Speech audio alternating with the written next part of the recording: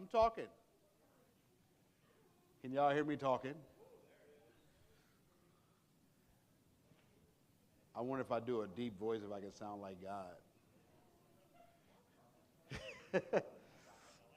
Straighten up. Huh?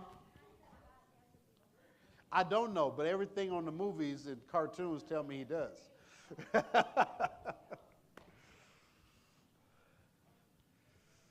And then you're going to get that PowerPoint up and hand me the clicker. All right.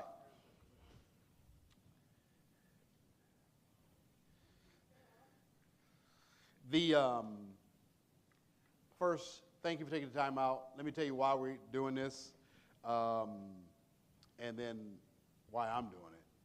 All right. But I think why we're doing it is because over the last couple years, we've had an increase of episodes where we've had individuals that have had mental health crisis and or slight challenges, right? So, and so basically this is just an overview. Typically this is a 3-day training.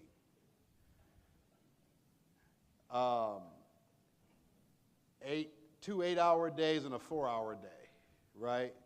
That that you would have to do this whole training to be certified in. So when I became a trainer certified many years ago, which is also a 4-day training and then 1 full day of testing. So my background in this, I was 2007. I became a case manager, running programs for people with substance abuse and dual diagnosis. Dual diagnosis is when you've had mental health plus you've had substance abuse, and those things are there. And so fast forward 10 years, end up being the senior vice president at that organization, overseeing and developing all their programs around mental health. Before coming to Lakeside, I owned 3 group homes which service people with mental health challenges. And so we, not new to the state, but we started developing what was called family-style group homes, getting people out of institutions and putting them in settings where they could begin to thrive on their own and build self-sufficiency and get past some of the challenges they were having to live on their own again. And so that has, amongst a couple other businesses that I own, that was one of them. And so having those 3 group homes, we've seen a lot. And so this was one of the trainings that was required for all of our staff members as they would work. Now, this is not a certificate. I'm just giving you a short overview so that as we encounter certain things, we feel equipped, right? Enough until professionals get on the scene. We do have people that are trained, highly skilled, both in our fire department with mental health as well as in our police department in Danbury. And so we do have resource officers there. And so if we have things that's going on, we are to call Danbury so they can come over. But what do we do while we're there waiting? Saturday, this past weekend, we had an incident where someone had was in crisis and off meds, and one of our hotel guests felt threatened. And we had a security team member who handled the situation the best she could, and it was wonderful with the help of 2 shuttle drivers. And how it got my attention was I happened to see police going up and down the streets blurping, and I'm like, what is going on? You know what I mean? Like, um, now, quick side story, right? When my first week here, I heard sirens, and I didn't move. And the president at the time said, Charles, there are sirens. I said, okay. You know, he says, listen, you're not in Toledo. Sirens here mean something bad. Right? So I've learned sirens in Lakeside mean something's going on that shouldn't be going on, right? So I call safety services to see what was happening, and she's like on the phone screaming like, hey, I need help. Can somebody come over here? And so what was happening was the police was driving up and down the streets looking for her because she was walking the person away from the hotel and out of, you know, making sure that there was, you know, eliminating the danger, right? And then so I was driving number streets, they was driving name streets, and eventually we found them. But the shuttle drivers, and so I just said to our senior team, hey, we should probably get some people equipped to understand what's going on so we don't panic when these things happen. And then if you're on, you know, our team is on duty.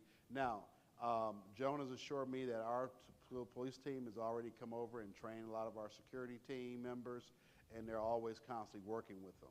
But I also want to have us rest assured we can break down some myths and understand some of these things.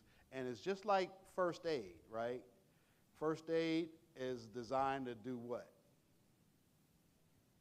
Help and until qualified professionals or more higher things come. So you're just there to really ease the pain, rest assured. And this is the same way, right?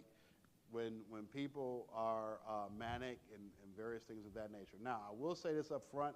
We're not going to get into all the exercises that you have in that packet there and all those things. But as you can see, all the various sessions of day 1 and day 2, that if we did a 2-day training, like you would be, you know, partaking in, and we don't have all that time to do that.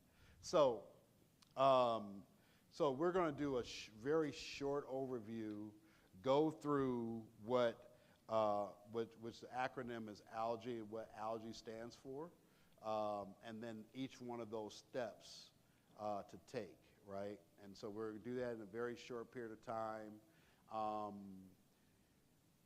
Based on that, I think coming out of the season, we will then schedule, and I won't do it, but I'll have someone that works in my cohort of team members where I used to, you know, work at, come and then provide a full-length training for everybody if they, you know, you feel it's beneficial for us. But you know, these things are there, they happen, and we just want to be prepared. That's it. That's just a preparation. I would much rather be having a topic around leadership or, you know, something else, you know, communication even. But we'll have a few things that we'll do. Now, a couple of things I want to just preference. These are very sensitive topics. If you, at any time you feel uncomfortable, and if you need to leave, that's fine, right?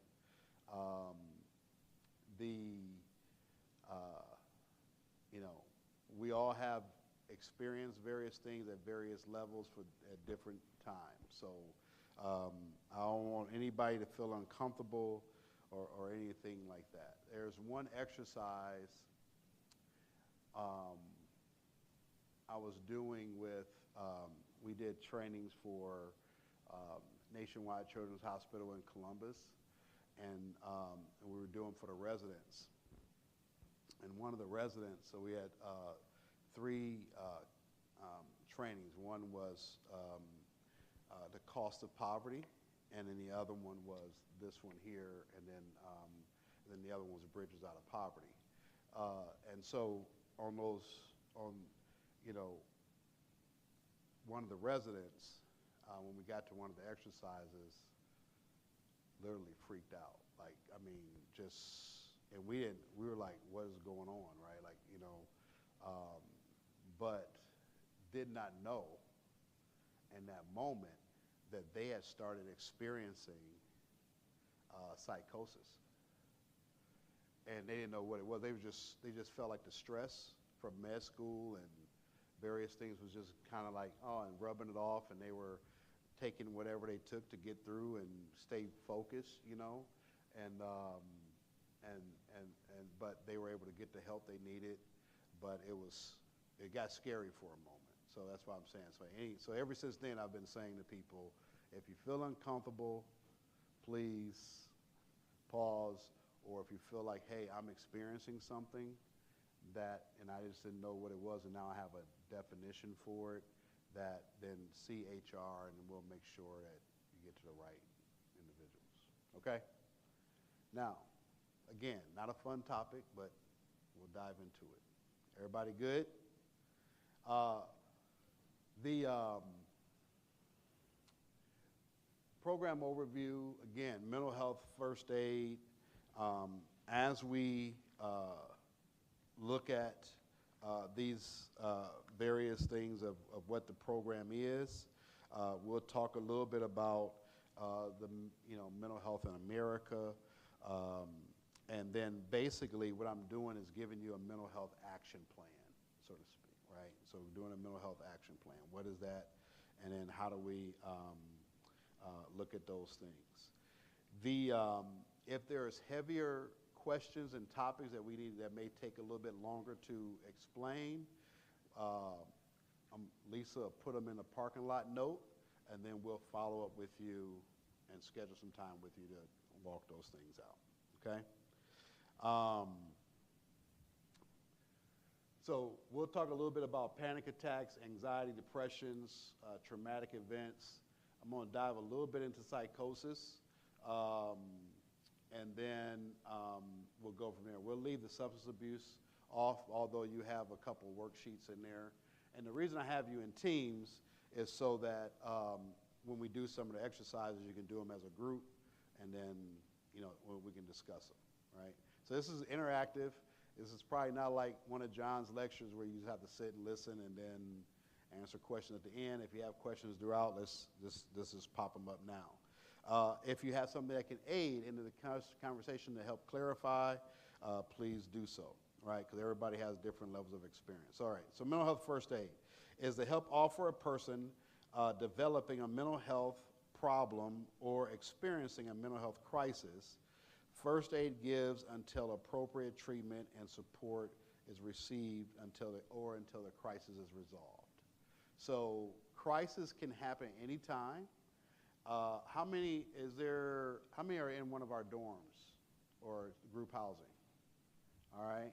So, you can come home one day, somebody had a bad day, right? And not know that they're experiencing a mental health problem or crisis. And because no one just goes around talking about, those things. So a couple things we want to look at is mental health problems are common, and we'll talk about some statistics as it relates to that. The stigma associated with mental health, which is why people don't talk about it, and a lot of times people don't get the appropriate help until they're in full-blown crisis. Quick story, 2014, I had just sold my carpet cleaning business, and then trying to launch a new business off the ground while in a very heavy workload that I had at work. Plus, I was pastoring a church. That's not enough to make things a little hectic in life. It was, and then at that time, I was also a single father, still had 3 kids at home, right? And so, so I started experiencing these heart palpitations. And first thought, I thought I was having a heart attack, right? Like, start having experiencing these heart palpitations. It just felt like, stuff was closing in and just real weird, right? They would dissipate, but then I had it took me a full day to recover. So I'm like, what is going on? So I go to the doctor, they do stress tests, nothing's going on with you. And I'm like, well, something's happening with my heart, right? So they do more extensive tests, MRIs, and I'm just like, what is going on? And so finally I'm sitting down with my primary care doctor, and she started asking me some questions that was just seeming unrelated, right? And they were getting agitating to me because I'm like, what does it have to do with my heart racing? And so, but she's asked me, about 25 questions or so. Now, because I've been in the business, I'm like, are you asking me,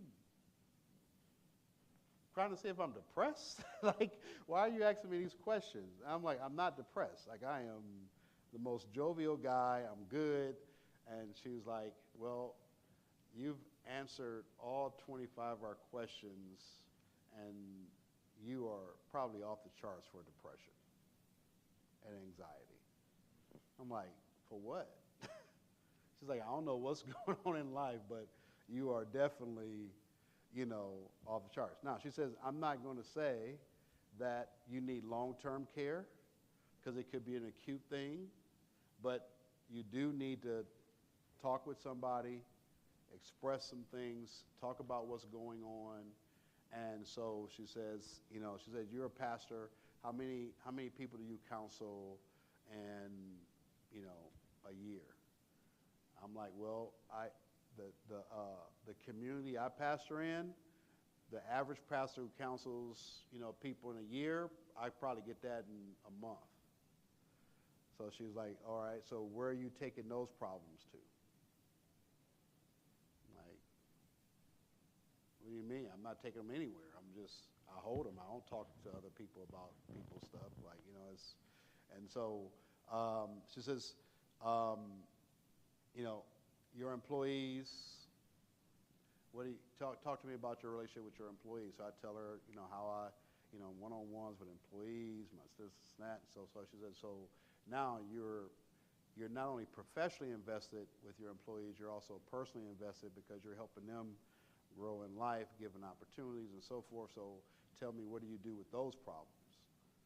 And so the problem was that I was holding all this stuff in and becoming a problem within myself, right? So I had to, so what I mean by, so the stigma within that, it was, hey, I've worked with people at that time for, well over 7 years, working in this field.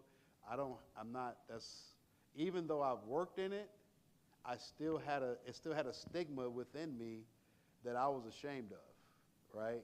That I had to overcome. So, and so I'm saying that to say that any one of us can have a moment.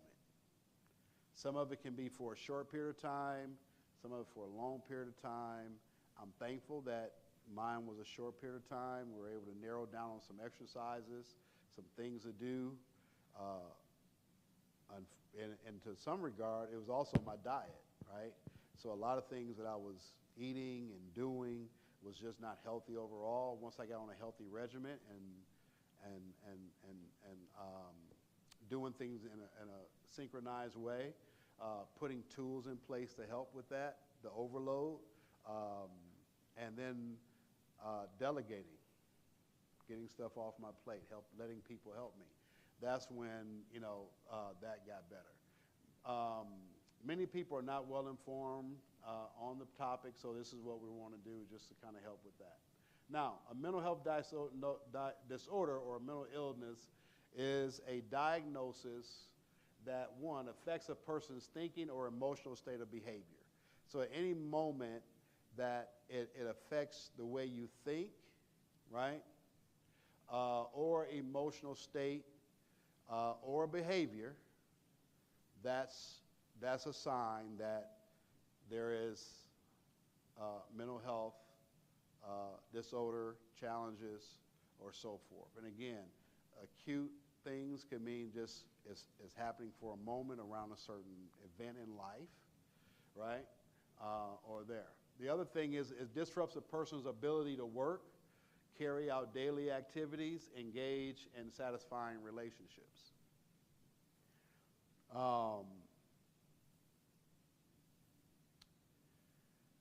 When we debilitating, like if there's statistics that depression is one of the most debilitating things than most things. Like if somebody lost their leg, right? Like it demobilizes them from walking and other activities. Depression has the same effect. If you lost your arm, right?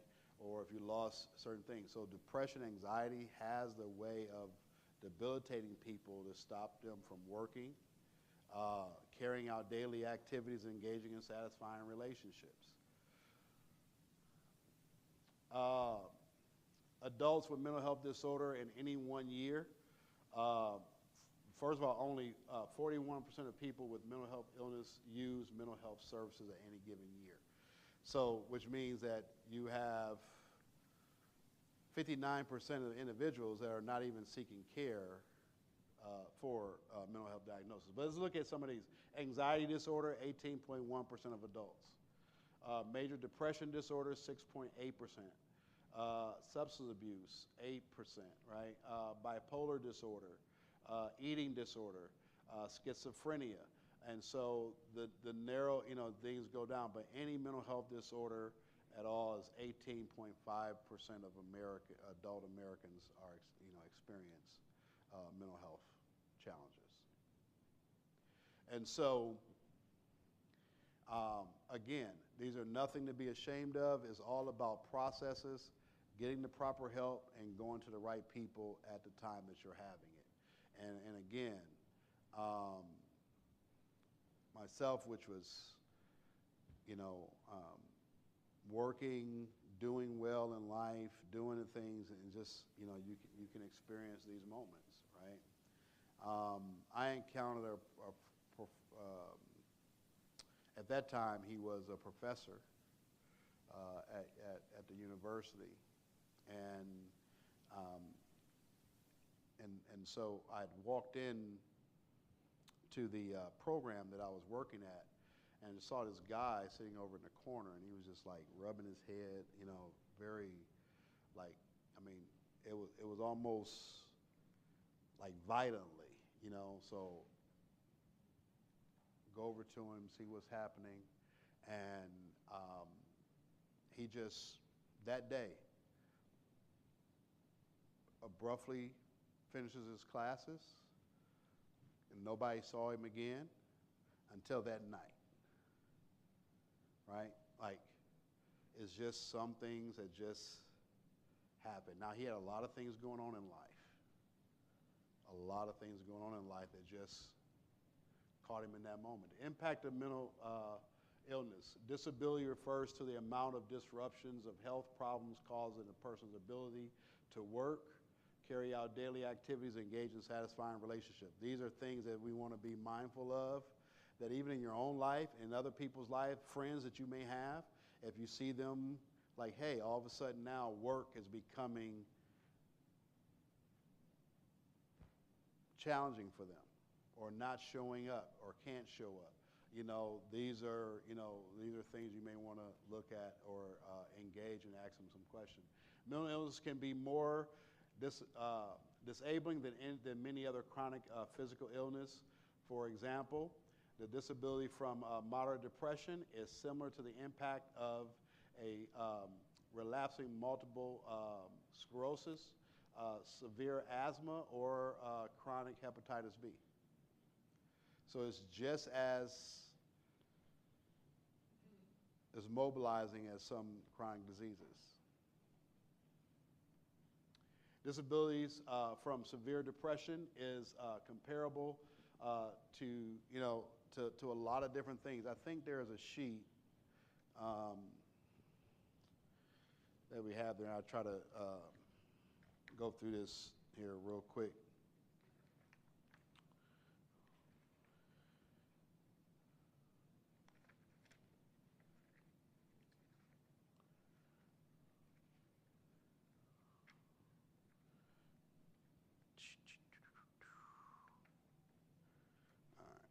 I don't think I gave you that particular handout, but so is there.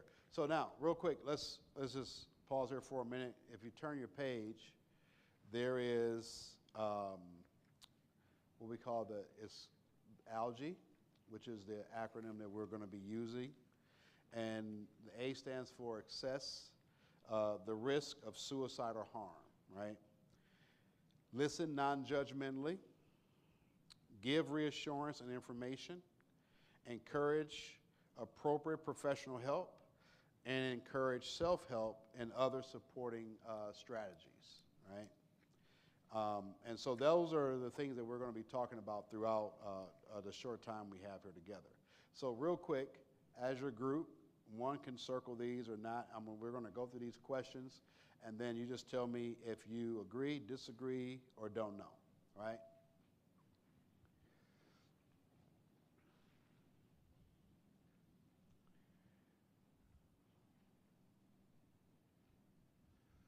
And you can discuss them as you do it. So, Candace, you want to come right here with Abby? Two of you come down here with Candace and Abby. Yeah.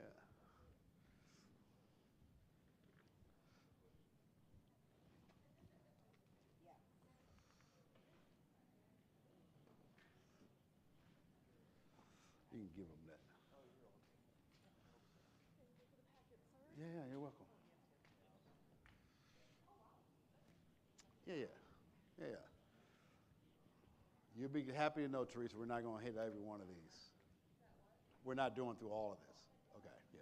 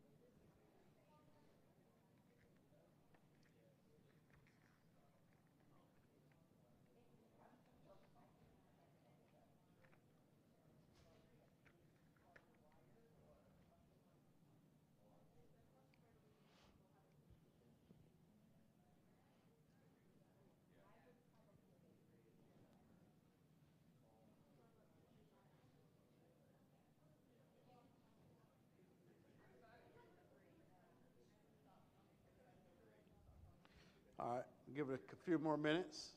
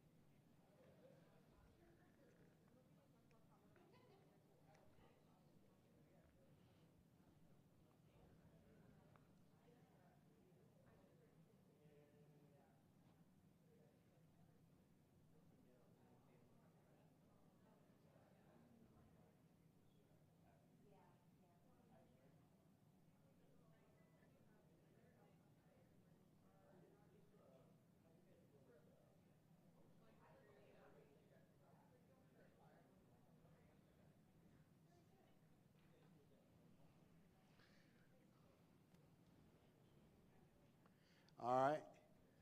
Now, we won't hit every one of these, but this is just, you know, your opinion may change throughout the time, right?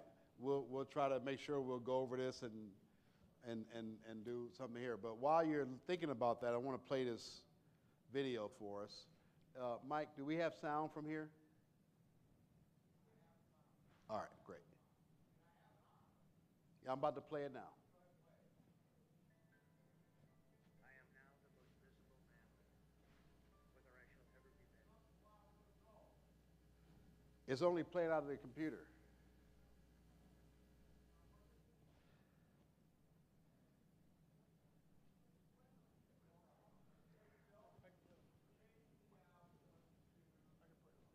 All right.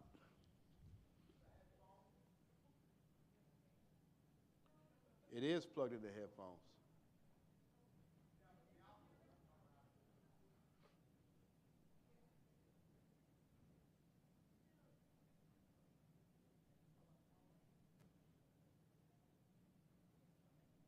It's just the sound. The video's playing. Yeah, the sound's not coming out. Yes. Oh.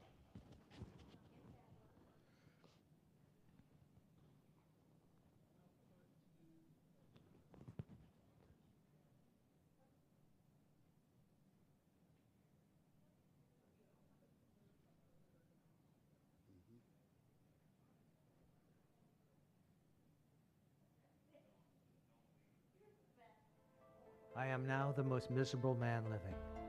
Whether I shall ever be better, I cannot tell. I awfully forebode I shall not. To remain as I am is impossible.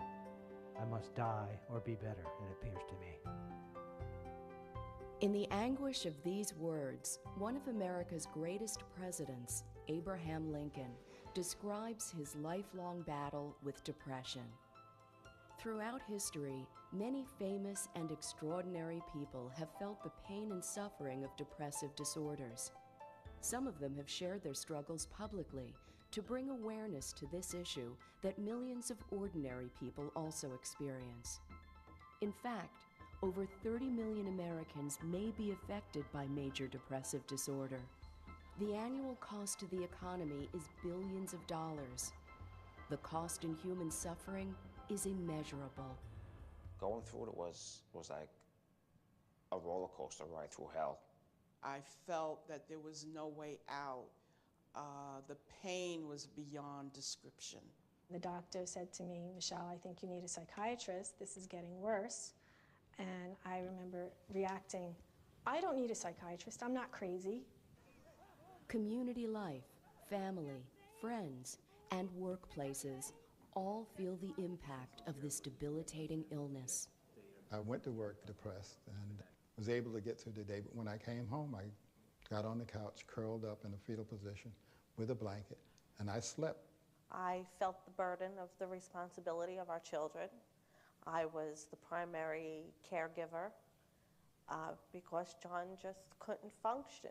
I was also confused as to what I should do as a person, as a relative of a depressed person. Like, what was the best thing to do? And depression doesn't discriminate. They come from different socioeconomic backgrounds, different religious affiliations, different educational backgrounds. Depression is so ubiquitous that it really can be anyone. It could be myself, it could be you, it could be the neighbor next door. Depression is often misunderstood and consequently misdiagnosed. Fortunately, in recent years, a clearer picture of the emotional and the physical symptoms of depression has emerged. Depression is a painful illness, and the pain is real. The good news is there is hope for all those who suffer and for the loved ones who accompany them on their journey through the darkness.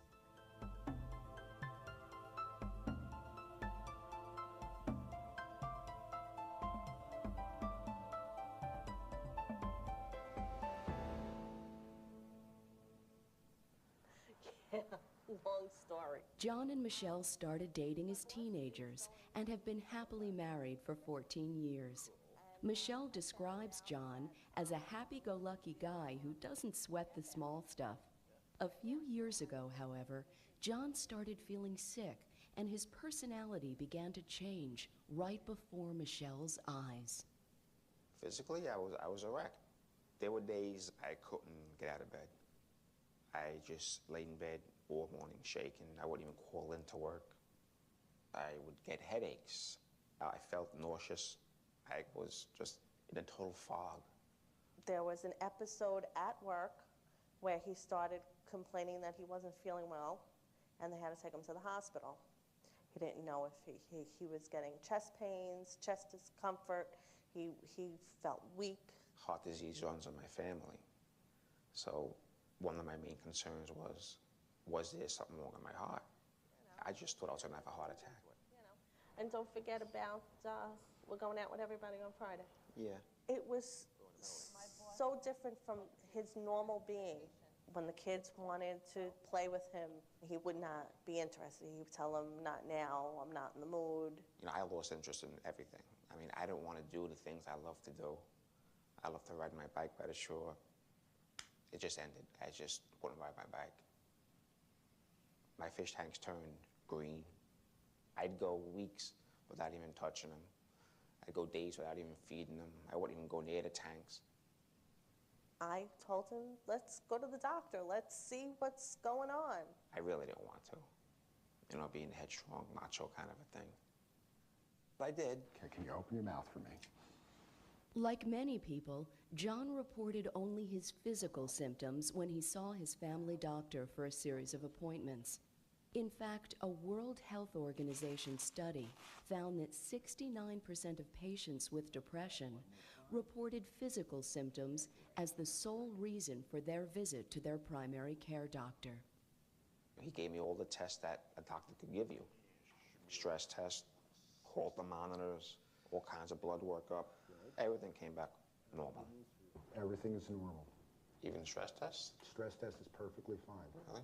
Once we've done the appropriate workup and diagnostic testing to rule out any other illnesses, I usually then ask some other questions which might be helpful.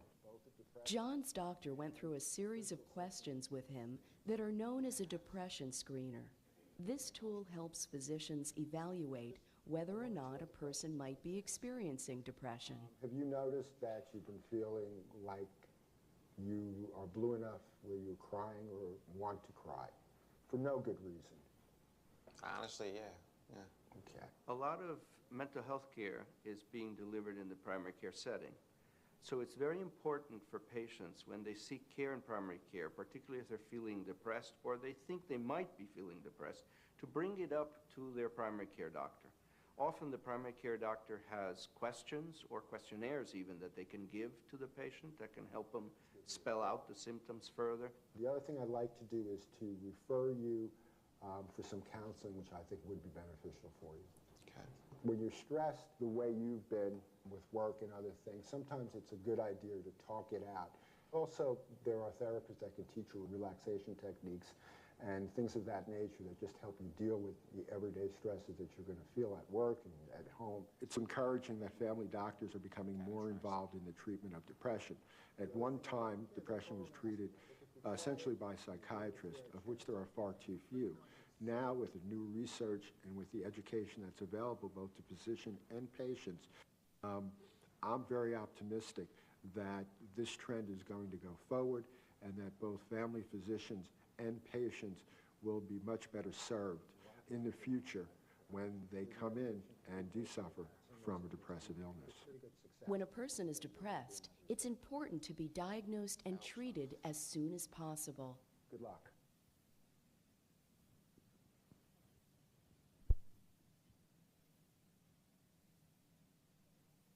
All right. See, it's simple things, right? So we're not going to hit every diagnosis, but I want to hit this one, and I want to talk about psychosis a little bit too, because I think these are going to be the two primary that we've discovered or that we've experienced here at Lakeside so far.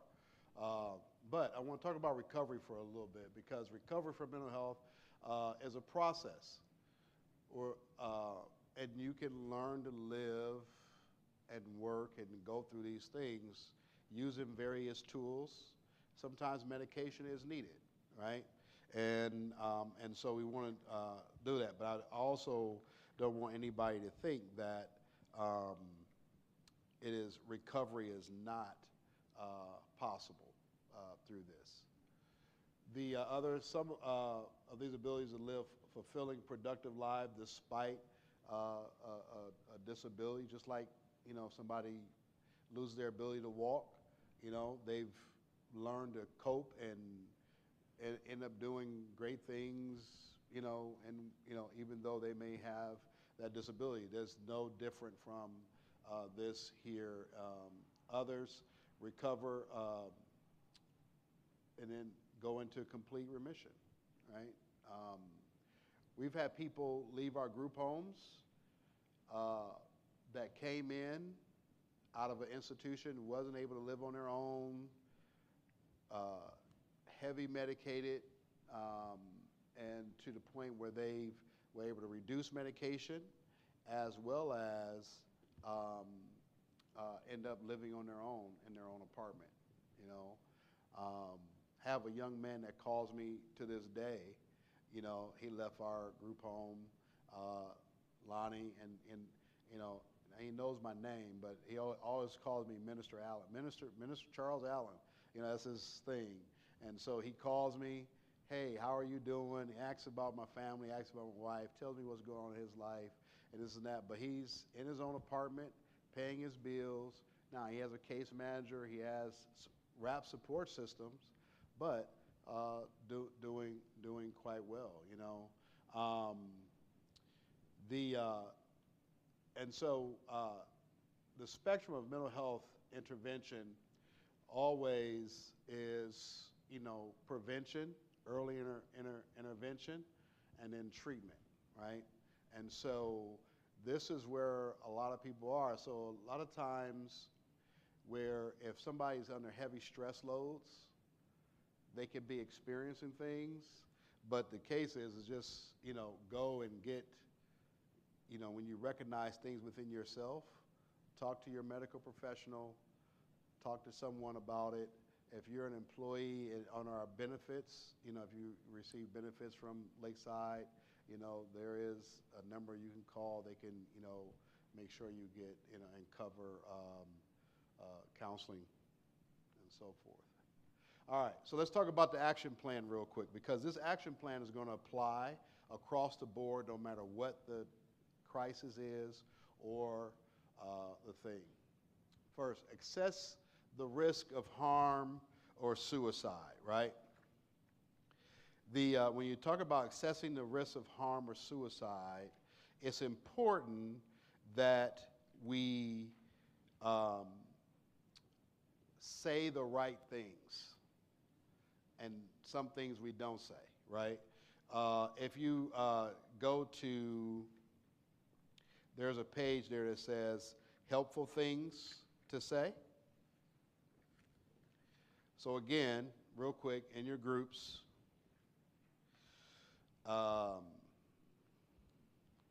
just discuss amongst yourselves if those statements are helpful or not helpful.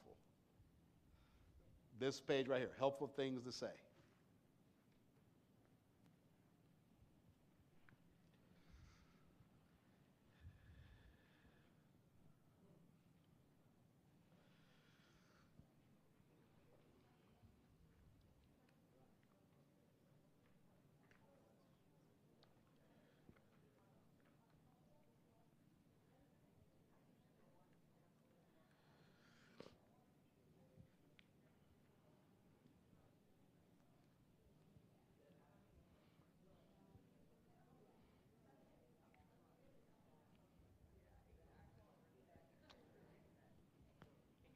Here you go.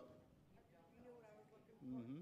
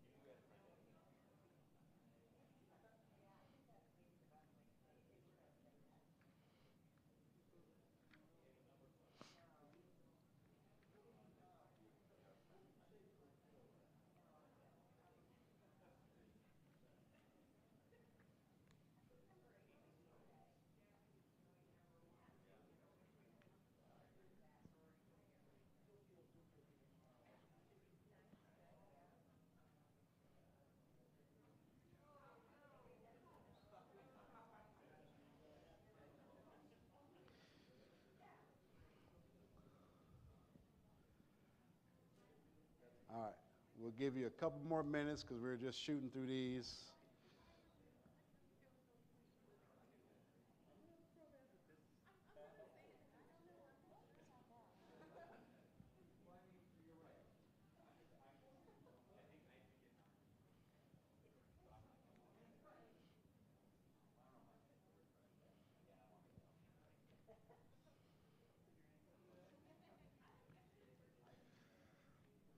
All right.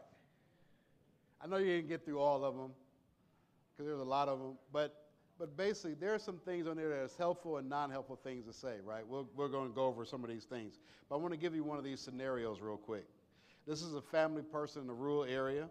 Ken is a 67-year-old farmer who lives with his wife. Ken and Margaret had hoped to retire late in their 60s and move to the West Coast to be closer to their grandchildren.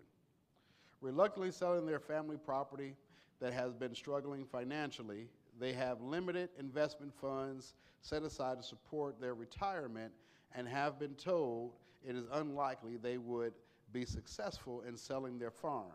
Ken also suffers from chronic back pain from previous farm injury.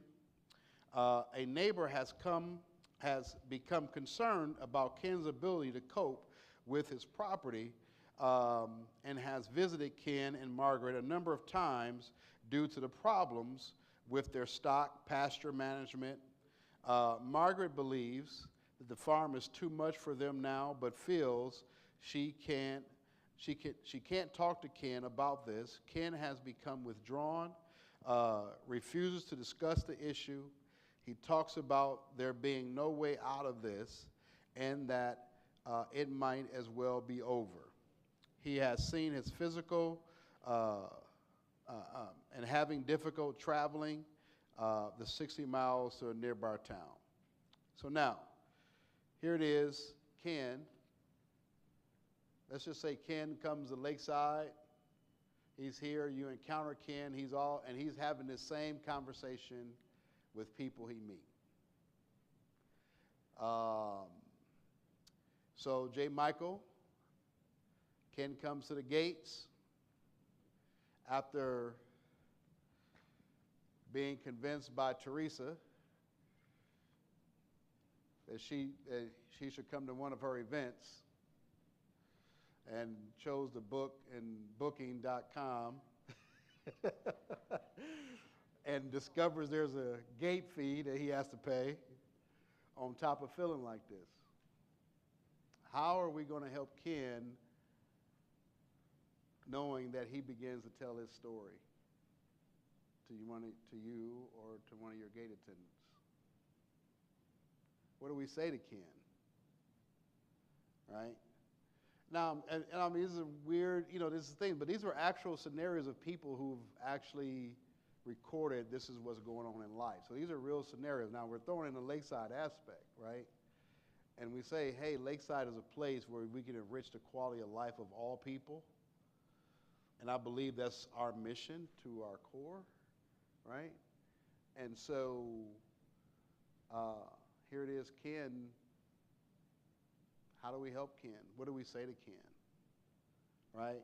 At the end of his statement, after telling you about his farm, him just coming to Lakeside one last time, and he's just like, I don't think there's no point of living.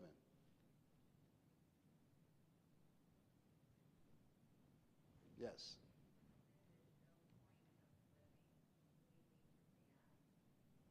Yep. How do we react? So we got that react?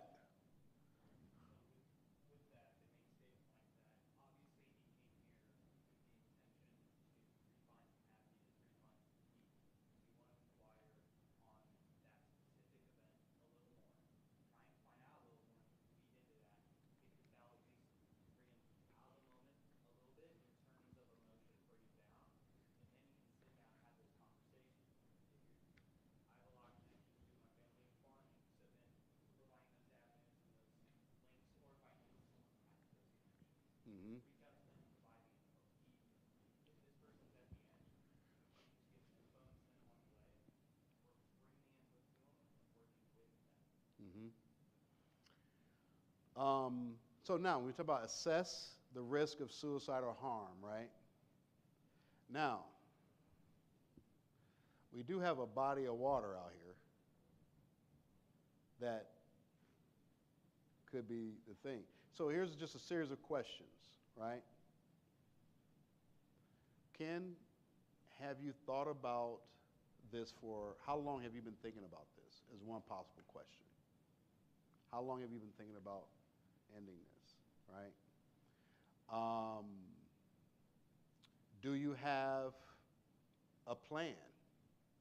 That's another question. Do you have a plan? When do you plan on doing that, right? Now, let's just say Ken says, no, I haven't thought about it. I don't have a plan, but I'm just going to go stand on the dock and look at the water.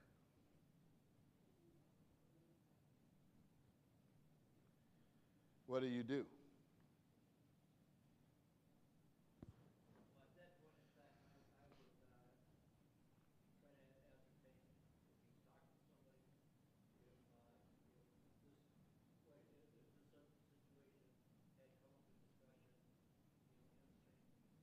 Mm-hmm. Ask me, is there anybody here with him? Right? One thing is, Ken, if you want to go to the dock, that's a wonderful place to go and think, right? Do you mind if I go with you? You know?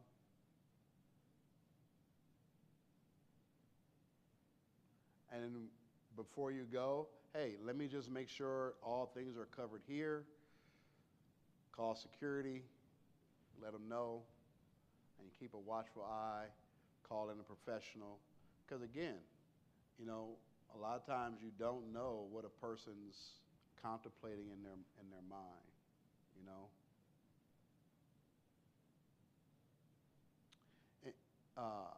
Anybody ever just felt like getting in their car, taking a drive, and not coming back?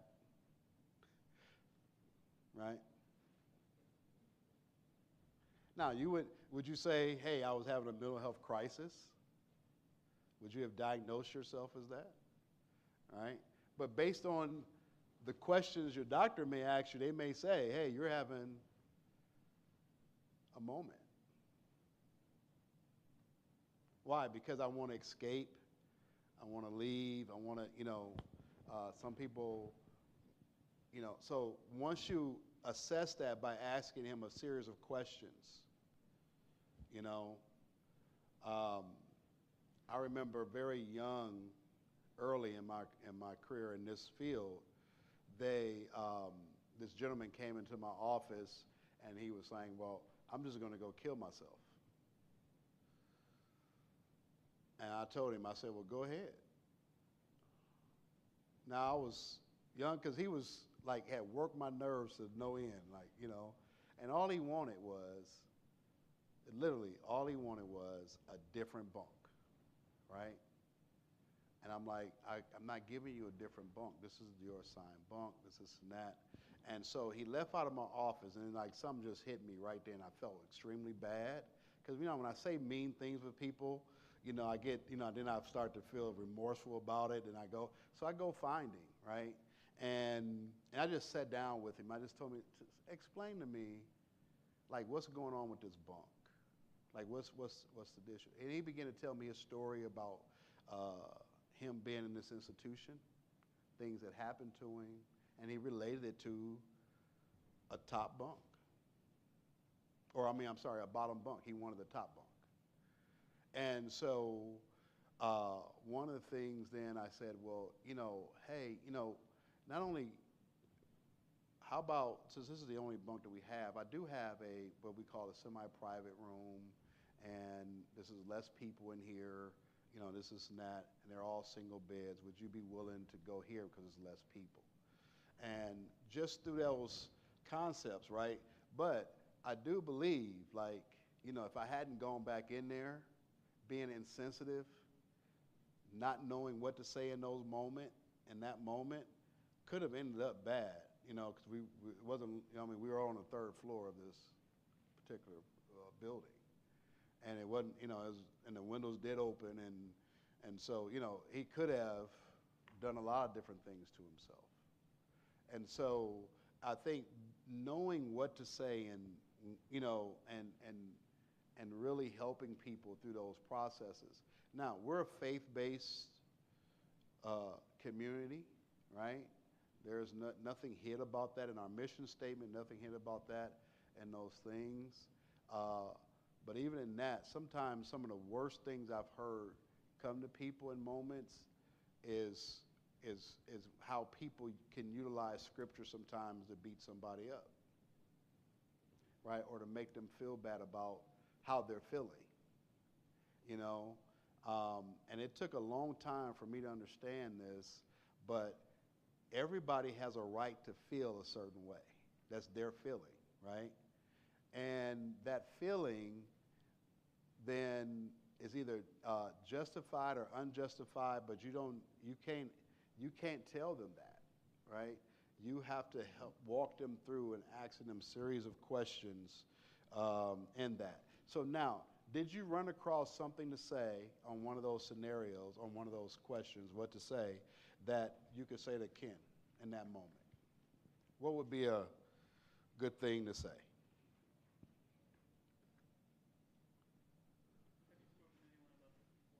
Have you spoken to anyone else about this before, right? Number 8 or number 9? How long have you been feeling like this, right?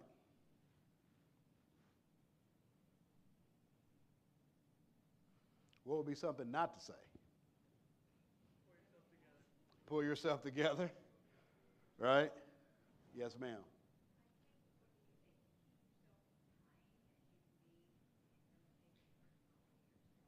Say that again, I'm sorry.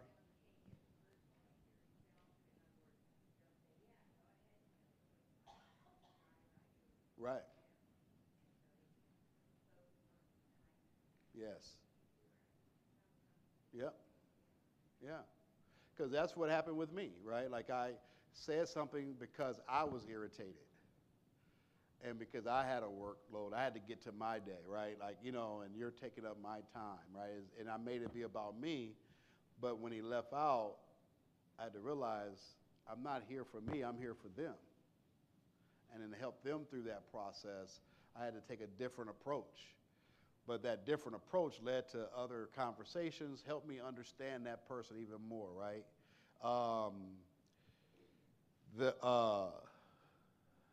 There's a scripture in the Bible that says, seek first to understand, then be understood. Or let me just say, Stephen Covey said it really good, right? Seek first to understand, then be understood, right? But the scripture says this, and all thy getting understanding. So when you're talking to somebody, talk to people to gain understanding versus listening to them to reply. A lot of times we just want to get out our stuff, you know, and I have to be mindful of that even when I know there's hard directives, even as, you know, if you're supervising somebody, you know you got to give a hard directive. Even then, there's a way of hearing another person's point of view and understanding where they come from, right? And then moving that forward. Yes.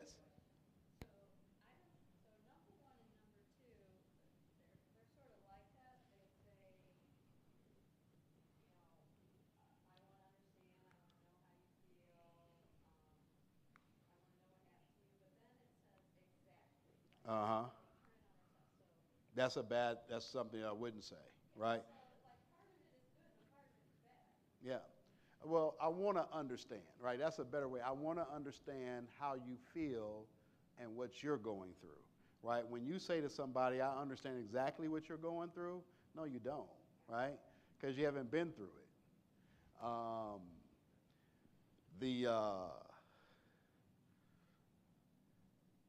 You know, I won't give that example. Some examples are probably mine, but it's simple. I had an aunt once who experienced exactly the same thing. No, they experienced something, right? And so sometimes your story or you relating to somebody else's story when somebody's in crisis doesn't help them, right? It doesn't help them. The next point of your action plan is one, so I want to assess the risk of harm or suicide, right? But the other one is to listen non-judgmentally. Because when you begin to listen from a non-judgmental perspective, you begin to hear, you know, what's going on with a person. And a person can tell, because now remember, communication is made up of what parts? Not just talking. Listening, right? Body language, nonverbals, you know? And a lot of times your nonverbals is speaking louder than what you're actually saying, you know? I was in a conversation with someone once and I told them, I said, your behaviors are deceiving because what you're saying is not matching what you're doing. You know, because your nonverbals, your behaviors, you know, if you're talking to a person knows when they don't have your full attention, right? What do you normally do if you're talking to somebody and you know you don't have their full attention? You stop talking. You shut down. So part of listening non-judgmentally is staying focused to listen to them, right? In the incident we told you about on Saturday, the young lady here, Melody, she did a marvelous job at listening to the young man. At some points, repeating back to him what she understood for him to say, right? And that is really important and engaging. Let me make sure I'm understanding what you're saying. Did I understand you correctly when you said this, right? And going through that process of listening non-judgmentally, it's just this is just a skill that will help in life, period, right? Now, now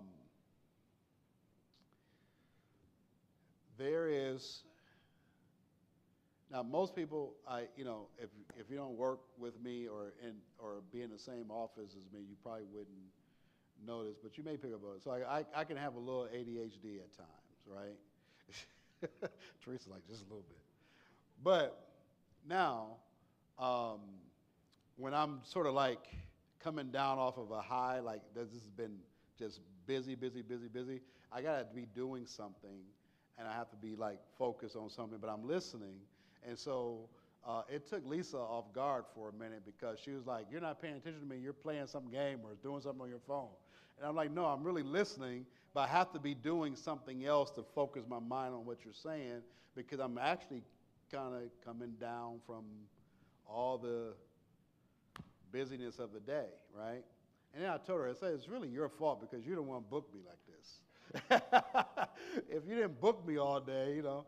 But this is just an argument I've been having for the last 3 years with people. Like, Teresa did the same thing.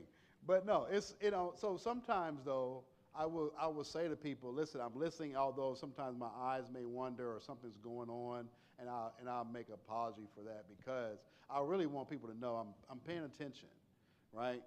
And because that's very important for people. But if you're in crisis, that's even more important for you to know that the person that you're talking to is truly listening to you and not judging you, right?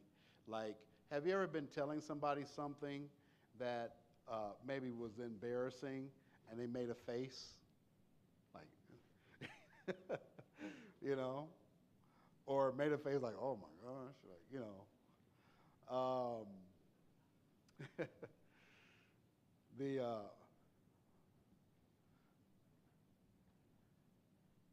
You know, I can have a little bit of social awkwardness. I have a birth defect. It's laughing. I smile all the time. Sometimes when you're telling me the most horrible thing, I'm still smiling, like, you know. And people are like, why are you smiling? That's horrible news. I'm like, I can't help it. And really, I really can't help it. And so sometimes I have to tell people, like, listen, no, I really have a, you know, a thing, or I can't stop. Sometimes it's hard for me not to smile. And so, because, you know, it's important for people to know those things sometimes when they're socially different, right?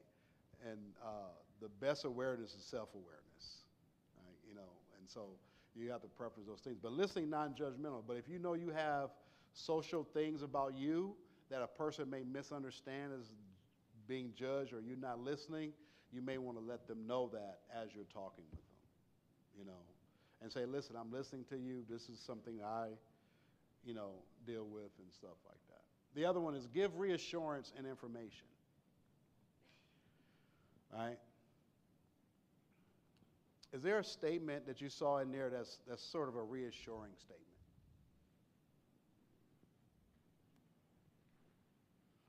Cannon's like, no, these are horrible. I wasn't feeling these responses. Yeah, I know most of them are negative. Yeah. Yes, sir. Yeah, the one that came out of deep strong was number 13.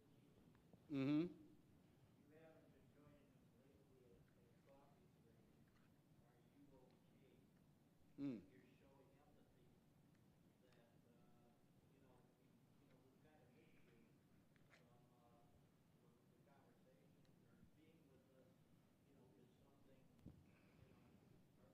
missing something? Yeah. Let's go back to Ken for a minute, right, on this scenario. What would be reassuring to Ken or information we could give Ken in this case? If I was working the gates and Ken kind of like offloaded all that on me initially, I would kind of just say, like, one, I just met you, Ken, and I don't want you to go anywhere. You know, I like you. I think you're present, and thank you for telling me all this. Like, I would thank him for, because a lot of people aren't that vulnerable, especially in like a gate transaction. Mm-hmm. Yeah. I think that's kind of reassuring to say. I don't know you, Ken, but I think that you're a really good guy, and I'd love to talk more about it. Yeah. A sign that people are struggling, and this is with almost with anything, right, is when people overshare or dump. It's always a sign that there is something, and sometimes it's just an uncomfortability, right? Doesn't mean they're struggling with suicide or anything like that. Sometimes they're just struggling with decisions or different things that's going on in their life, right? And so one thing is that we live in a rich community. What I mean by rich with information. There's people who are experts, right, and different things of that nature. One thing that I could say to Ken is like, man, I don't understand farming or how to maintain the property or anything like that, but I'm sure there's somebody in the community I would love to introduce you to, right?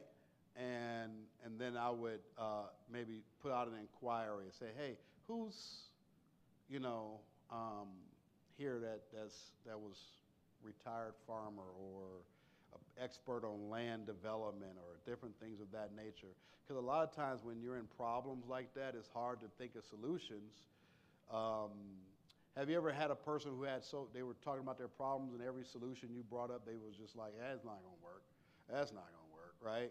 Because, you know, when you're in the problem, you can't hear solutions sometimes. But sometimes giving that person that break and not false hope, right? But like, listen, I don't know if this person can help you or not, you know, but I know of somebody that can possibly, you know, listen to you. And they may not be farming, but they may be a financial advisor or somebody you've met in the community. So this is what I mean by resources that you can also give information to as well. And now Google is like, you know, Google knows everything. You can probably almost Google information and be like, hey, you know what? Man, I don't know if all hope is lost. And like, thank you for sharing this. You are an amazing person, right? Do you mind if if I can get you some information on this? Where can I find you in the next 10 minutes, right? And begin to do those things. Give reassurance and information. Yes, sir. Mm-hmm. Yeah. Yes, it does, right? Because I don't understand it, but I see it stressing you out. You know. Mm-hmm. Keep them talking. You know, sometimes when people talk, solutions come out of their own mouth. And like you can see the light bulb go off, you know. The other one, encourage appropriate professional help. Encourage that, right? Hey, you know, there is, maybe we should call somebody, or, you know, you just want to encourage it. Don't tell them you need it, right?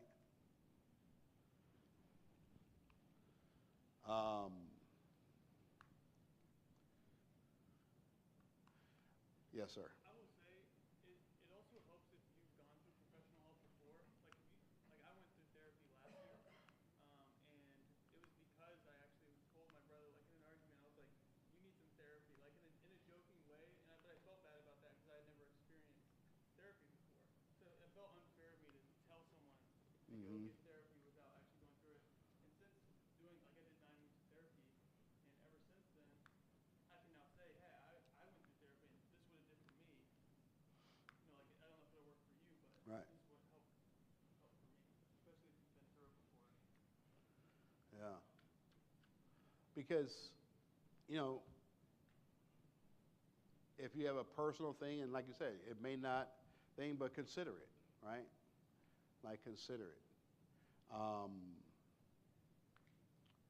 My wife and I actually met because we were both case managers at the same organization. She's gone on and she does counseling now. She counsels trauma victims, people of crime, victims of crime, and so forth. And so, so we, you know, I believe in therapy. Sometimes I get it when even I don't want it because I'm married to her. She doesn't always turn it off. Oops, is this recorded? No, nobody showed it. If y'all tell her, I'm going to deny it. All right, and encourage self-help and other support strategies. You know, there is other ways. Like we have a wellness center, right? Yoga classes starting here. You know what I mean? Maybe go and meditate or different things of that nature. Maybe line dancing. Like, you know, find out what a person likes to do and encourage them to do it. That's the wonderful thing if you encounter things here at Lakeside is because you can then encourage so many other activities, you know, and help them get their mind off of some of those things. We're gonna jump around a little bit here, but I want to real quick hit how to encounter psychosis, and then we're going to go through listening to some of these things, right? Listen, and so there's various scenarios that you have in your packet that we will just have to go over some other time, but all right.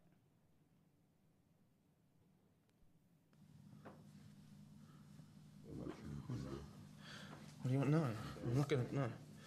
No. No, stop. No, shut it, no!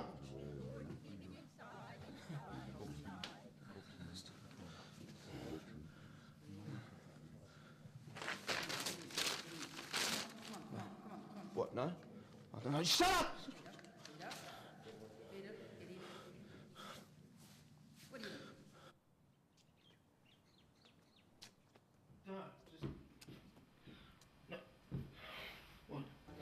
No, just. I don't know. I don't know.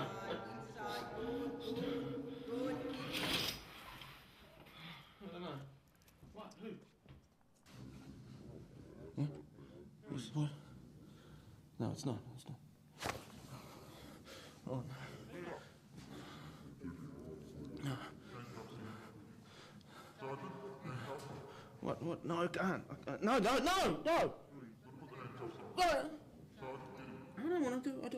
want to do. I don't want it.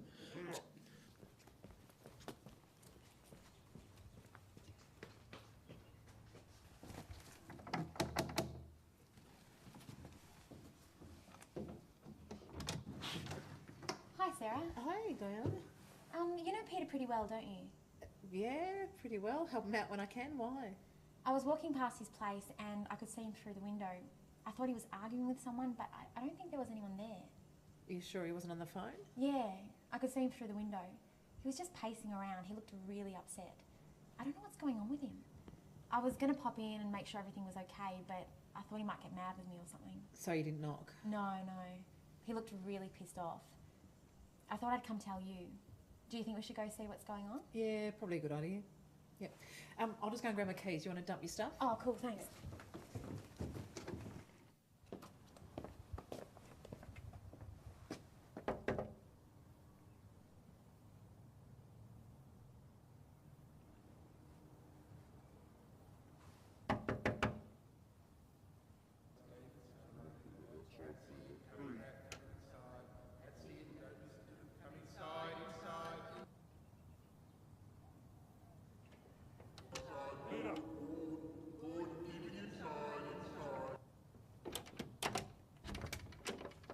Hi, Peter. Are you okay? Hi, Peter. Is everything okay? I haven't seen you for a while. You seem a bit upset. What are you doing here? What do you want? You just seem a bit stressed, and we thought we'd come and have a talk. Yeah, I suppose. What do you want to talk about? Well, it's a lovely day. Why don't we go and sit out on the veranda and have a cup of tea and have a talk? No, it's not safe. Hey, you come inside. Peter, we're your friends. We wouldn't bring you outside if it wasn't safe. No. I'm staying right here. I'm staying here. We've had some lovely afternoons on your veranda, haven't we? Remember when I first got Jessie, when she was a pup? We sat out here and we drank tea and she licked your jeans. Yeah, but it's different now. Well, what if you sit in this chair that's closest to the door, and then if you don't feel safe, you can come back inside? No, I don't know. Please, Peter, we care about you. We just want to have a talk. You can come back inside if you want to. Yeah, look, okay, can we just leave the door open? Yep. Just... Okay, yeah. Yes.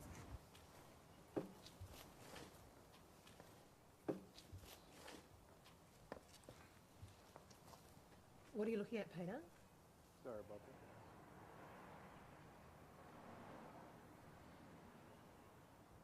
watching me. Who's watching you? I think it's cops. Because they're the only ones who've got keys to my house, and they're putting thoughts in my head, and they keep talking to me and talking and talking. I can hear them all the time, But what, Peter? but it could be them. Could be aliens. Aliens? I don't think so. Well, you don't know anything. Are you a cop? If you're a cop, you've got to tell me. You have to tell me. Yeah, I'm a cop. Get out now. Would you go? You have a warrant? Who sent you? Diana's joking. That's not funny. That's not funny. How would you feel about a cops coming in your house without a warrant? I'm sorry, Peter. I'm unemployed. I thought you knew. Diana's sorry, Peter. So, are you a cop? Are you a cop? Because you have to tell me. You have to tell me if you are. You have to. Sarah, he's insane. We should go. These people go nuts and kill people, you know. I don't think that we should be scared of Peter. He's just scared and upset. You wouldn't hurt us, would you, Peter? No. I won't hurt you. I won't hurt you. I didn't mean to scare. So I didn't... Peter's acting really... Why do you keep saying my name? What are you doing here? Are you working for them? Because you have to tell me. You have to tell me. We're just trying to understand. Okay, can you tell us what's going on, Peter? I don't know. I don't know. Do you think you could come and sit down here next to me?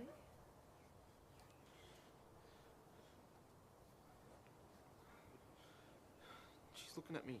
She's looking at me with like, angry eyes. I'm sorry. I didn't mean to. Peter, would you like to sit down? And Diana, would you like to sit down too? Remember, you can go back inside at any time, okay?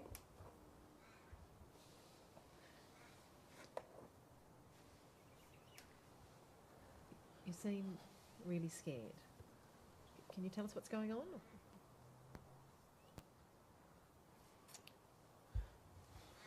It's getting worse. It's getting much worse. I think my doctor's trying to poison me. So the tablets he gives me, they make me easy to control. So I just stopped taking them. Stop. Okay, so you've stopped taking your medication. Of course I did. Would you take pills that are poisoning you? Now they just keep talking to me instead. Because they can't get into my mind. They just keep talking and talking. I went, shut up. Peter, calm down. Will you listen to yourself? It's rubbish. Think about it. There's no such thing as aliens, and the pills you were taking were making you better. And now you stop taking them, you're worse. God, be logical. Oh, you don't care. You don't care. You don't understand. You don't know. You don't hear them. I'm sorry, Peter. Yeah, you will be. You'll be sorry if they get you. And they get me. They'll get you too, because they hear everything. Do you think you could sit down again? You're really scared, aren't you? Of course I am. Come on, sit down.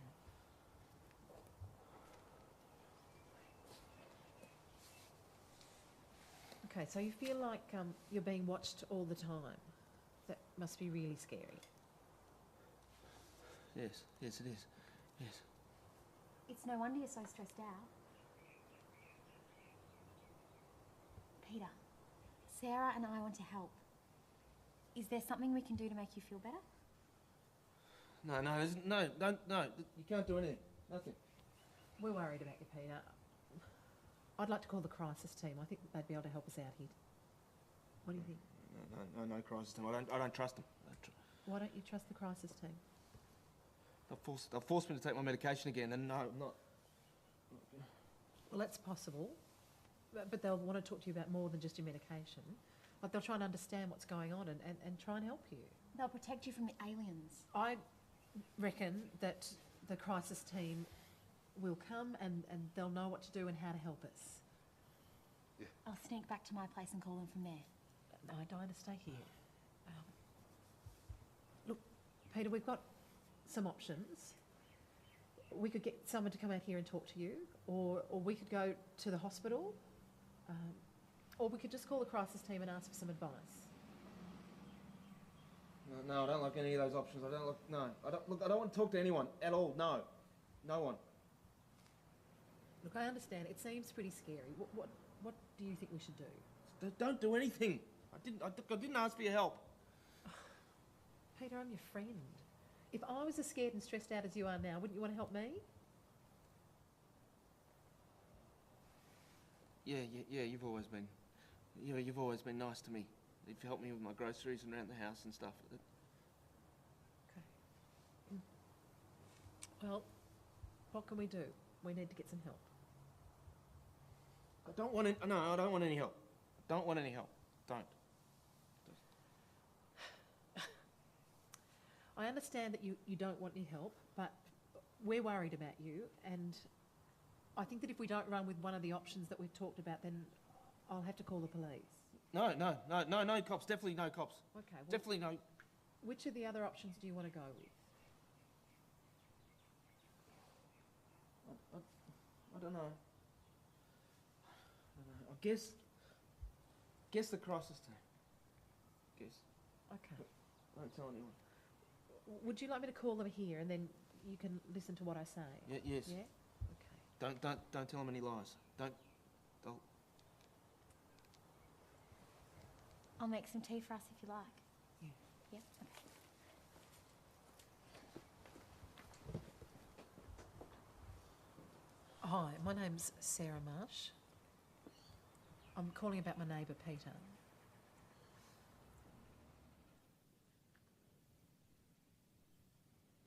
All right, who was most helpful in that video? Sarah, right? What did you see her doing? Asking questions, reassuring, finding solutions, assessing, right?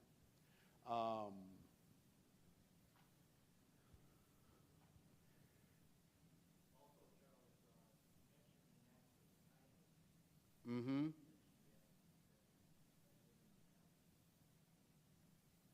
Yep. Anything else? What did you see the other person doing? Escalating, right? Condescending. The comments of they'll protect you from what? The aliens?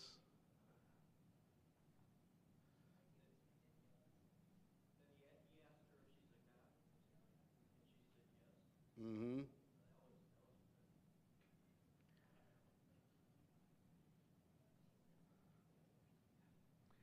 Just come out of this.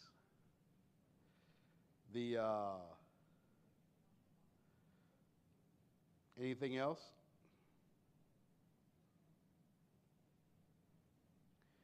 What was the here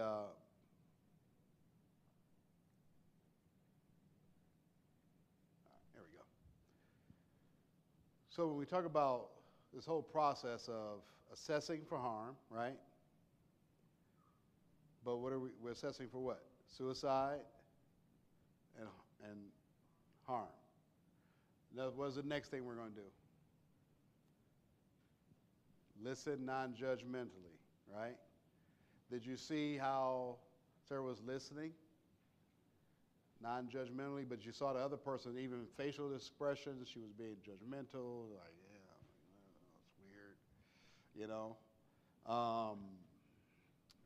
And then, after we listen non-judgmentally, we're going to do what? Give reassurance. All right, notice how she gave him reassurance of safety. You can come out. Notice how she didn't go in his house, right? Why? Because while you're trying to make sure somebody else stays safe, you got to make sure you stay safe as well. Keep a distance, right? Space, because if things escalate, you want to be able to get away.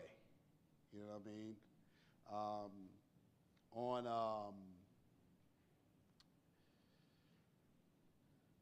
This past week, one of the things that I wouldn't have done was offered a hug. I know you was being a mama, right? Oh, my baby. Yeah. But you don't know what's in a person's pocket. You don't know how quick they can get to things, right? And so you want to keep a distance. The young officer that was standing next to me by the cart, when he went to go, like he went to go shake his hand or give him a fist bump, the superior officer, like, no, don't, right? Why? Because, again, you could be a threat, right? The cops just showed up. That's very intimidating, you know. That's intimidating to anybody, right? Anybody ever got pulled over a traffic stop? Maybe I'm the only one that speed. I'm sorry. Yeah. But, you know, the most common that you would probably get to excess and anxiety is panic attacks, reaction to traumatic events. You just never know what triggers a person, right, when they have certain things. The quick story, my sister was working for me, and so she went to go do a mealtime, right, and pass meds. So as she went there, one of the gentlemen had messed up, did something to his room, and so she was like, oh, you got to go wash your sheets and this and that. So she took him downstairs to make sure he was putting the stuff in the laundry right. But her tone began to be more like his mom that he could remember, and he responded and attacked her. And so, but she didn't keep that distance. And so sometimes, when you are, you always got to keep in mind when people are experiencing certain things, just to keep that distance, because you just never know what may triggers, especially from traumatic events and so forth, right? Some symptoms of panic attacks: palpitation, pounding heart, sweating, trembling, abdominal pains, fear of losing control, or some people may even use the word like, I feel like I'm going crazy, fear of dying. How to help: express concern, willingness to help. Ask whether the person knows what is happening, find out what they can tell you about what they're experiencing themselves.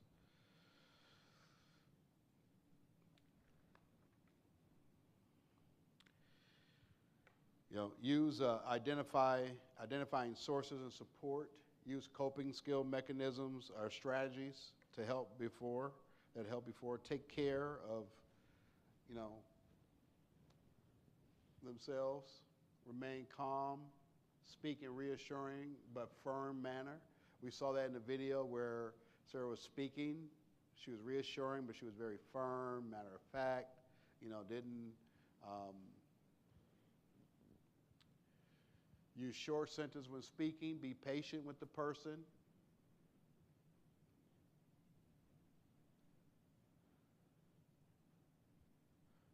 Reassure the person that they're safe, right? Avoiding expressing your own negative reactions, unlike the person that was, like, hey, this is what's going on. So let's move past this here real quick.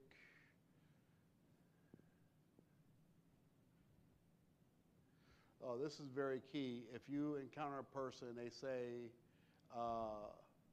for 4 more weeks after a trauma or an event, they've been feeling that same way, then you know they're in a crisis.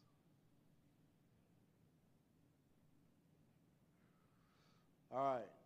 So again, mental health action plan. Assess the risk of suicide or harm. Listen non-judgmentally. Give reassurance and information. Encourage appropriate professional help, and also encourage self-help and other support strategies. We're just going to deal with this a little bit because that was the video that we just watched. For years, people with psychosis have been painted as, like here, monsters, right? Like we see, Dr. Jekyll, Mr. Hyde, all these things. These movies depict people having psychosis that was not harm, but what we've done is create an environment and a society that's fearful, where we don't need to be afraid. They're just having a moment, right? And so before you came, Melanie, I was telling them how well you handled the situation on Saturday, and I thought you did a masterful job by walking with them, reassuring them, calming them. The only thing I wouldn't have done was give him a hug, right? But by that time, there was de-escalated. He was remorseful at what they've done and so forth. And so, we just have to do that. So what is psychosis? Psychosis is a condition in which a person has lost some contact of reality, right? Sometimes people will lose that in a moment, sometimes over a period of time. A person may have severe disturbances of thinking, emotional, and behaviors. Disorders in which psychosis can occur are not as common as depression and anxiety. This is severe, but it's also one of the least amount of mental illnesses that affects people, right? Most of the time, you don't encounter this as a severity. This too can be controlled by medication, counseling, and so forth. So when a person's in that, they can have those things. Psychosis usually occurs in episodes and not as constant or a static condition, right? So it happens in episodes. Not like it's just, Now, when people are in long periods of times, that's when typically an officer will come and they will what we call pink slip them. That pink slip them will mean they have to then institutionalize them in order to reset their meds, reset those things, and sometimes it takes a few days, sometimes it can take a few weeks, right?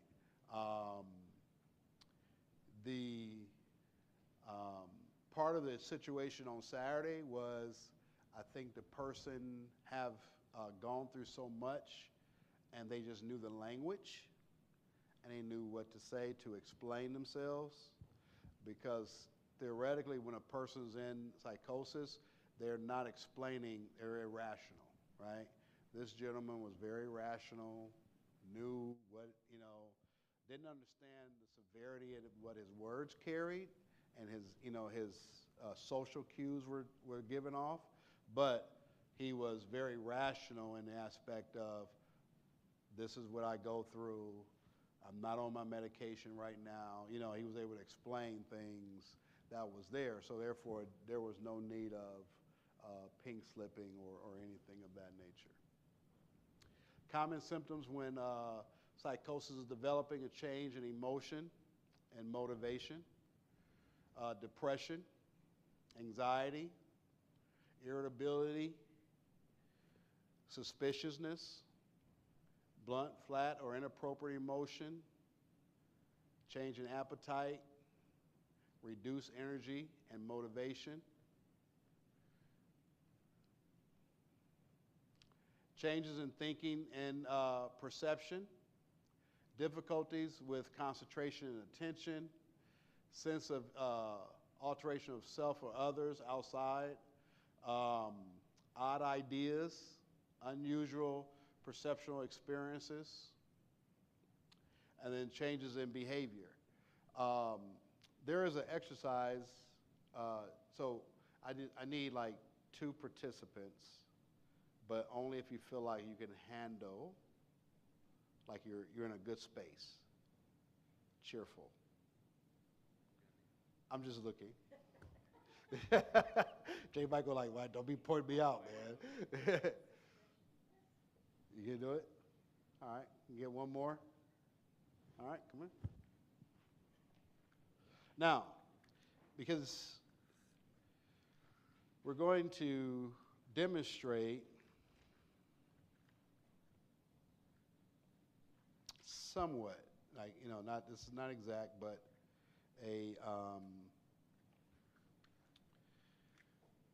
demonstration on what is there. So now, you're a guest, Okay. right? You're coming to Lakeside for the first time. You have a lot of questions about Lakeside, right? You are a staff member, which you are, right? You are a staff member, right? Okay. Yeah. I don't know, because Joan, well, she don't give out yellow shirts for no reason. You had to did you pass her stress test and all that stuff? Yeah. Okay. No. Joan's pretty tough, man. Yeah. So you're going to be listening to things that they're saying. Now, I'm just going to be a voice, right? So you have to maintain conversation with her as I'm saying things to you. Okay. All right? So How much is it to get in the Lakeside? I think it's about $40 or $50. why are you talking to them? I think because there's a lot of different types Don't of trust her. So what does that include? You can go swimming. Look how she's looking at you. You can do. There's a lot Isn't of she weird? And how long is the pass for? The pass is for a You should day. get out of here right now. You get a day pass, or you get a season pass. Don't listen to her. Don't give her any information. If you live close by, I recommend. She's trying to kill you. Come whenever you want. And are the hotels She's nice? not real. Yeah, they are very nice. They're right by the water. You should leave right now. Fashion, but really kept up well. What about the food? The food is Don't very answer good. that. There's patio. Don't. There's a food place along the water that's really Don't good. answer it. Menus. Recommend You should leave her. pesto chicken. Very nice. That's all I can come up with. How weird was that? That was weird, because I was trying to concentrate. Well, you could. I concentrated. You say focus. Yeah. Yeah. Stay focused. But you couldn't stay focused. You should have been playing the opposite way. I'm used to like hectic environments like that. Yeah. Like playing sports, people yelling. Yeah. But see, but a lot of people, when they're hearing things, they just hear, right? Now, she was the only one hearing it. He was fine, you know. But typically, if somebody wouldn't be mic'd, so you wouldn't be able to hear exactly. But then when a person is experiencing a psychosis or an episode, that's a lot of times what they're doing. We were just on the way over here, we were talking about someone who had been, thank you guys, who had been banned or couldn't come back on we couldn't rent to anymore in the hotels because of the disturbances that they have, right? And so what was going on? Well, a lot of times they were walking around the waterfront, yelling, talking to nobody that wasn't there. And so when people are having a psychosis episode, then this is how we begin to look at, okay, what can we do to help within that? Because a lot of times they're not suicidal, right? Although they may mention suicide, right? A lot of times they're just having that moment, that episode. So this is where we want to try to really keep calm. Sleep disturbances, we'll go through these. Here are some things that may occur. Schizophrenia, bipolar disorder, psychotic depression, schizoaffective disorder, drug-induced psychosis. This is where some of your dual diagnoses come into play. But those are some things that they may be things. Symptoms of schizophrenia, delusions, hallucinations, disorganized speech, disorganized behavior, lost drive, blunt emotional, social withdrawals. Symptoms of manic episode when a person is bipolar, feeling unusually high or optimistic or extremely irritable. So there is either high or extreme low. Like there's no in between in that, right? Like, and you'll see people go through those emotions.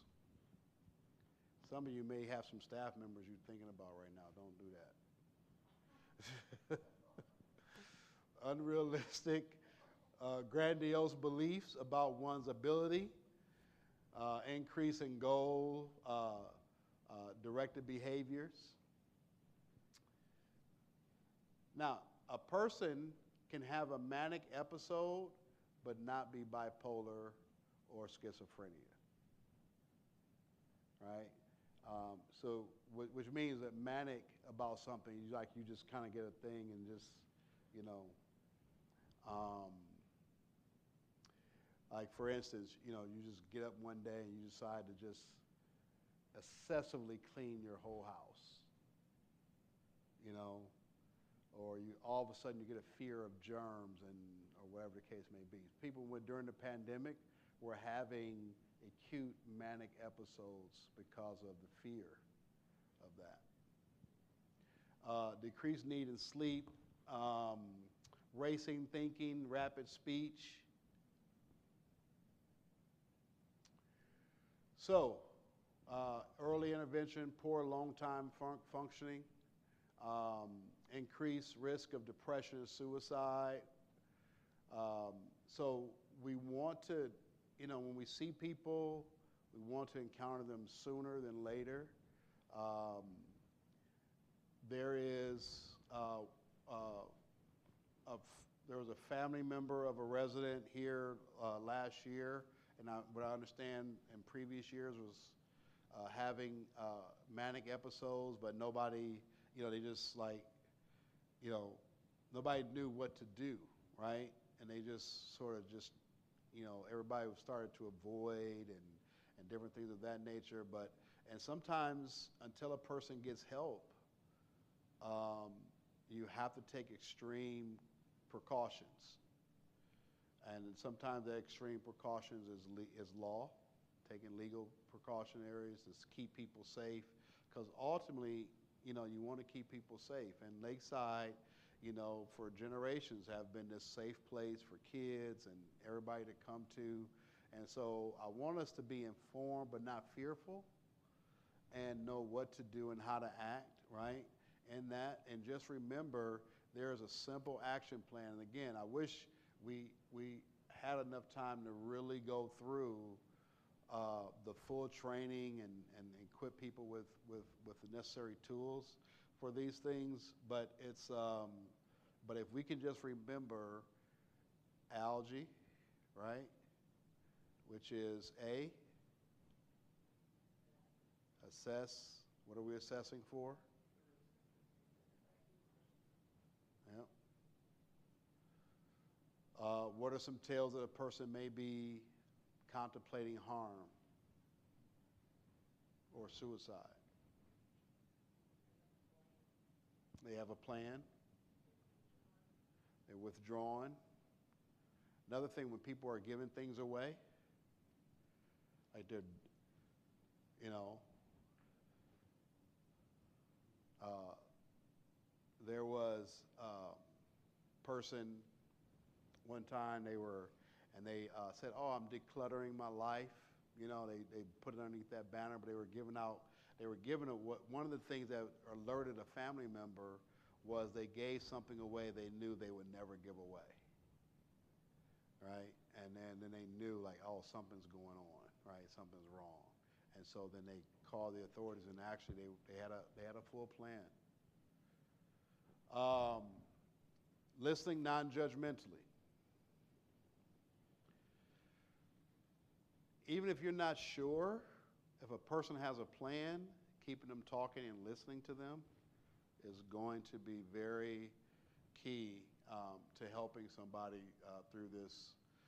And then give reassurance and information. There is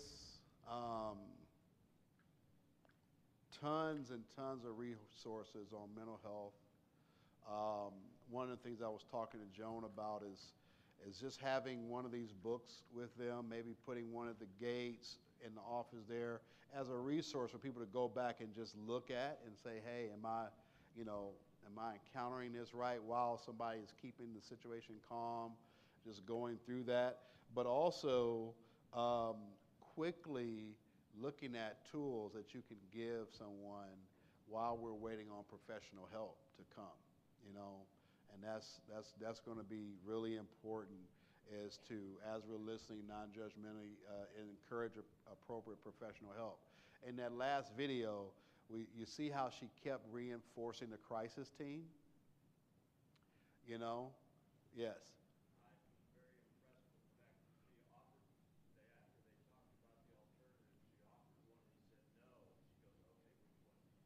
Yes. That was, right? Because, yeah. Yeah. Because you may offer the police, and they may have a traumatic experience with a police officer or other law enforcement, right? But they may be open to fire and rescue coming, you know? But that's very key. So when you make the phone call, you know what to ask 911 for. You know what I mean?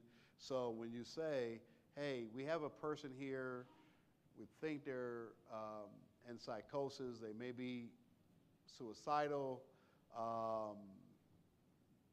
but I think like somebody from a mental health crisis team should arrive before police, right?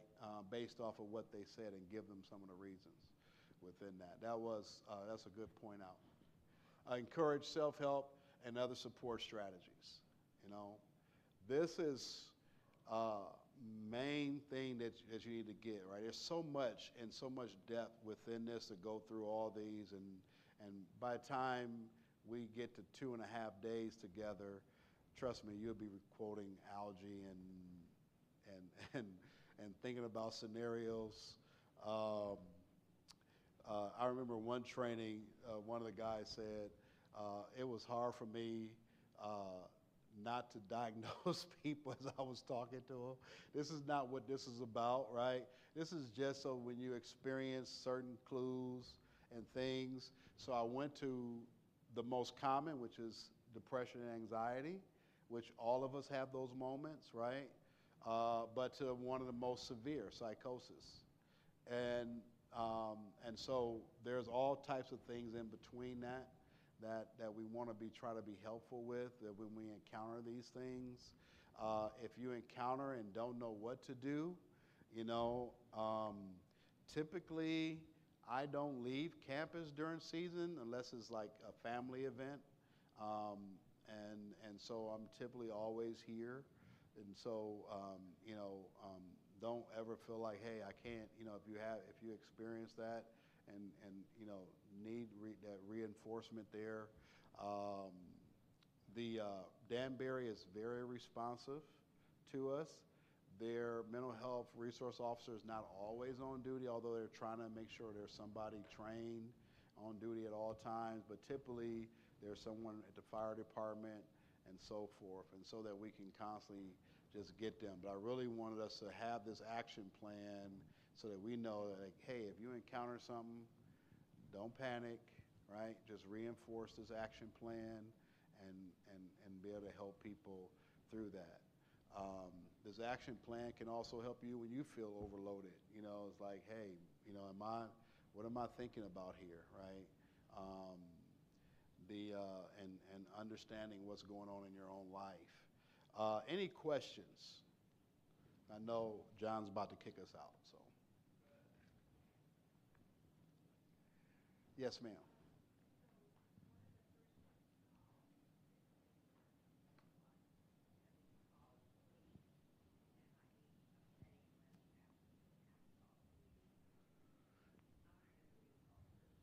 Well, you always call 911, and then the more information you have, they will dispatch who they need to dispatch.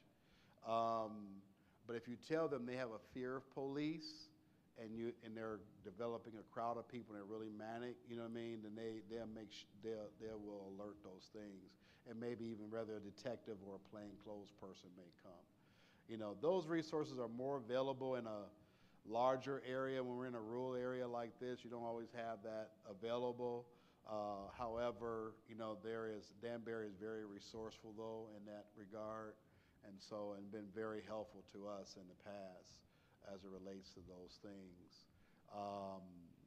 You know, I remember my first season here, we had a lady, and Officer Vicky came over when she was here, and so within the person's communication, they threatened the officer, which then gave them the right to arrest them and pink slip them. Outside of that, initially they were answering the questions and, you know, going through the process, and they're like, okay, well, there's nothing, there doesn't seem to be a hurt, like they're going to harm anybody or harming themselves.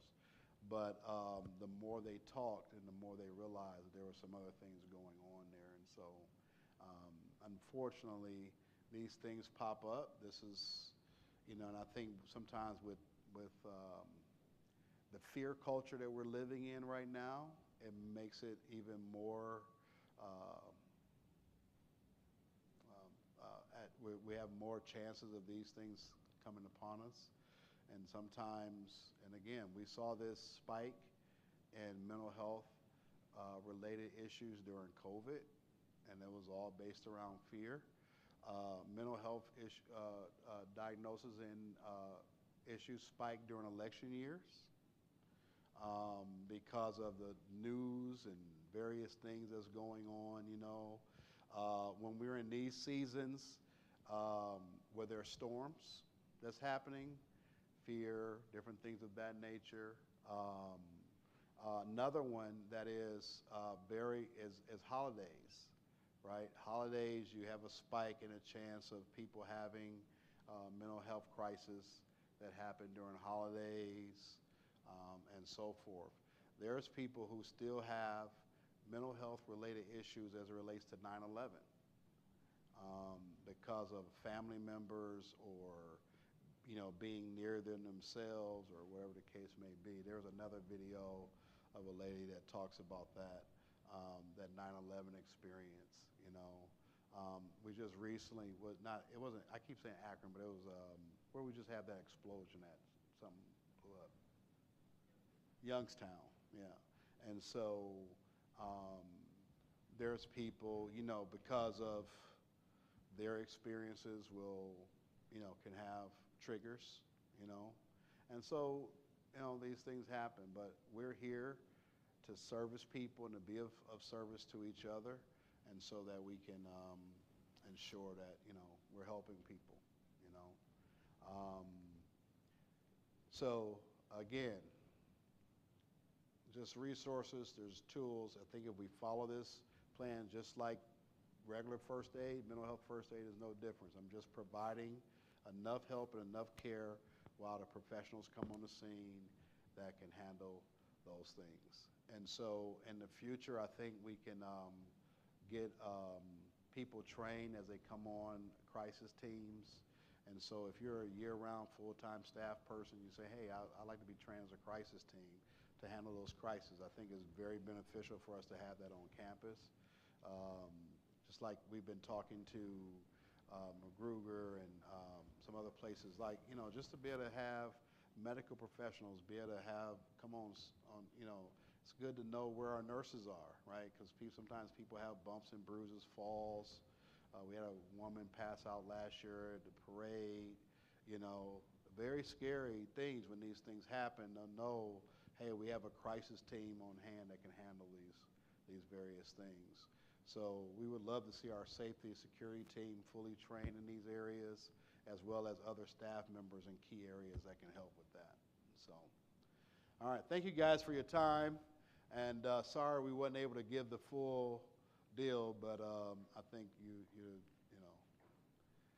hopefully you got enough to say, I know what to do, and I know what not to do. Thank you. Yeah. Yes.